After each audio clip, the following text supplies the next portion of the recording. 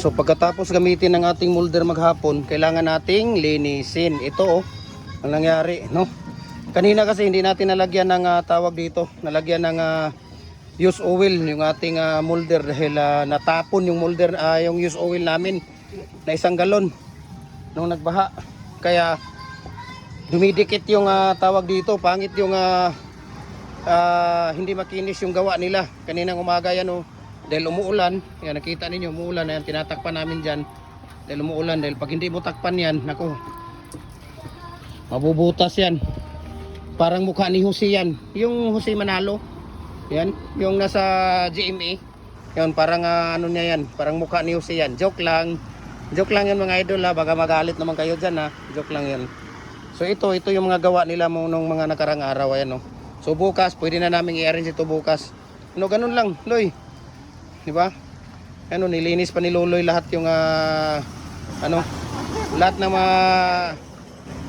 mga area nililinis pa ni Loloy, ayan. So nakalimang sako lang sila ngayon dahil ayaw nang gumalaw ni Loloy.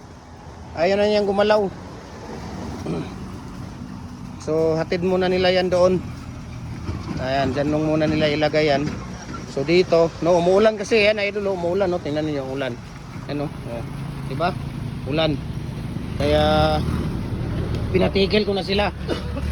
Mas maganda kasi yung hindi sila mabasa sa ulan para bukas makapasok pa sila. Yan, pinatigil ko na. Ayaw na kasi gumalaw ni Loloy. Patingin-tingin na lang si Loloy Kaya pinatigil ko na rin. Ayan. So ganito lang ang gawin natin mga idol, pagkatapos gamitin maghapon yung ating molder, kailangan linisan kasi kung hindi mo makuha yung mga concrete na yan, yung mga concrete nga nakadikit dyan, ayan, kinabukasan, pag naglagay kayo ng concrete pouring dyan, dumidikit yung concrete pouring, pangit ang labas, pangit ang labas ng ating concrete post, hindi siya makinis. So kailangan natin tanggalin bukas ng umaga kung gagawa, kasi kung gagawa sila bukas ng umaga, kailangan lagyan ng used oil, pero hindi sila gagawa bukas dahil gagawa pa sila ng mating. Wala na kaming mating So ang gagawin lang nila bukas, gagawa sila ng mating. Nasa ilalim lang sila ng kahoy bukas. Ayan. So ganito lang ang gawin natin, Ganito lang ang gawin natin. Kailangan talaga nating linisin. Okay? Tapos, ang maganda talaga, idol, nakuha na namin yung technique dito pag tawag dito, pagtanghali, Pagtanghali. Tapos nabunot nila itong molder sa mga alas 11. Ay ang balik nila alauna na. So ang mangyari pag maraming concrete pouring dito, maraming mga concrete diyan na nakadikit sa matutuyo yan siya. Paglagay mo ng alauna, pagbalik mo, pagbunot mo ng alauna yan diyan, pangit ang labas ng kaya kailangan lagyan ulit ng used oil. Maganda talaga, idol, Based sa aking experience, based lang sa aking experience. Iwan ko sa inyo, okay? Based sa aking experience, kailangan lagyan ulit ng used oil. Okay, di ba, Jupre? Oo, tama. Oh, di ba? Yun na si Jupre, alam na ni Kuya Jupre yan. At saka di ba, Kuya Loloy? Ayusin mo, di ba, Kuya Loloy? Oo. Kailangan yung boses mo lalabas. Ikaw lang nakakarinig ng boses, di ba, Kuya Loloy?